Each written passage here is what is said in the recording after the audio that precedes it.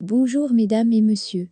Info aujourd'hui le vrai Algérien quotidien 7 jours sur 7 jours, 24 heures sur 24 heures. Voir les titres. Merci. L'Algérie revient à la charge. Rantan Lamamra s'est exprimé à maintes reprises.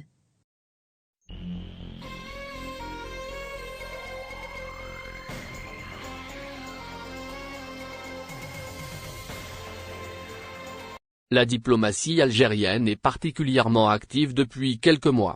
Dans le cadre de ses efforts pour se repositionner sur le scène international, l'Algérie vise à reconquérir son titre d'allié les opprimés, et de protectrice les droits laits. Cette lancée diplomatique survient toutefois à l'ombre d'une escalade avec le voisin marocain. Une nouvelle crise qui n'est pas proche de son dénouement, notamment avec la confirmation faite par Israël qu'elle fera désormais partie du jeu. Si le chef de la diplomatie algérienne, Rantan Lamamra, s'est exprimé à maintes reprises, depuis août dernier, à propos de la crise algéro-marocaine, il est rare d'entendre, outre Amar Belani, d'autres diplomates s'aventurer sur ce terrain. Aujourd'hui cependant, lors d'un discours prononcé à la 28e réunion de Conseil des ministres de l'Organisation pour la sécurité et la coopération en Europe, OSCE, à Stockholm en Suède, Fawzia Moubarki, ambassadrice d'Algérie en Autriche et représentante permanente auprès de l'OSCE, a fustigé l'alliance entre le Maroc et Israël.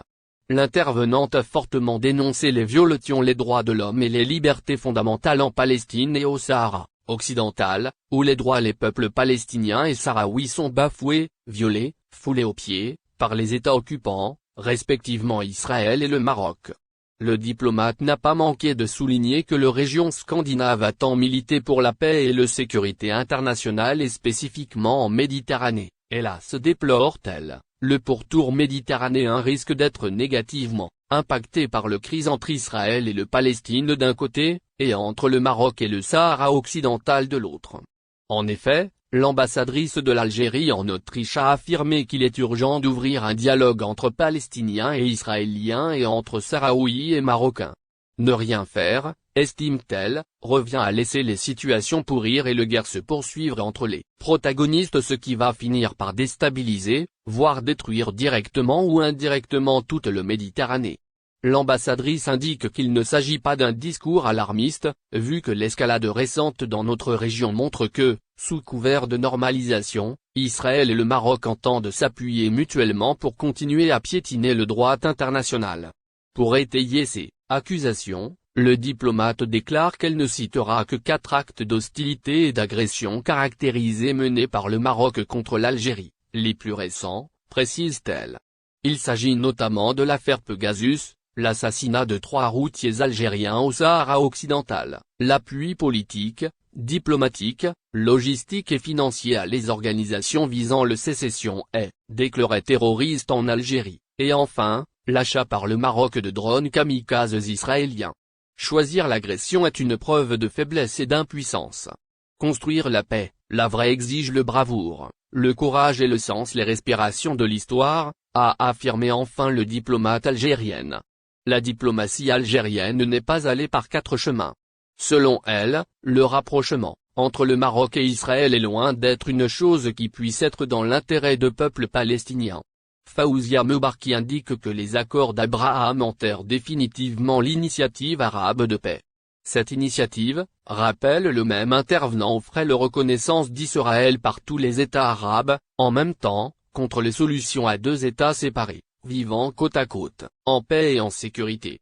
Chose qui a été finalement dédaigneusement rejetée par Israël. Un refus qui a été suivi par la conclusion d'accords séparés afin de semer la division au sein de la nation arabe, analyse l'ambassadrice d'Algérie en Autriche.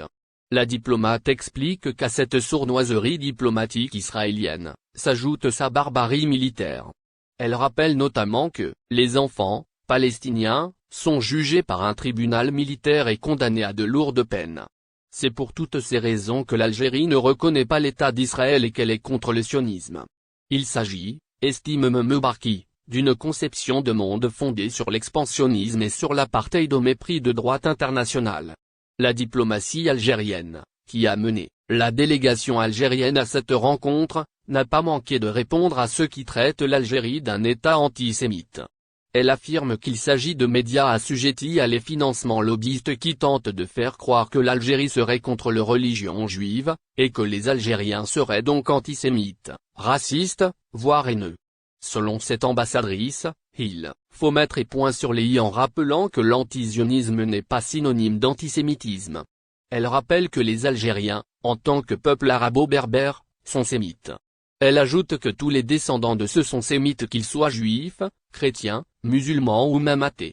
C'est l'Algérie qui a exclu le régime d'apartheid de l'enceinte des Nations Unies, rappelait encore le diplomate qui affirme avoir été présent au démantèlement de comité spécial des Nations Unies contre l'apartheid en 1990, après que Nelson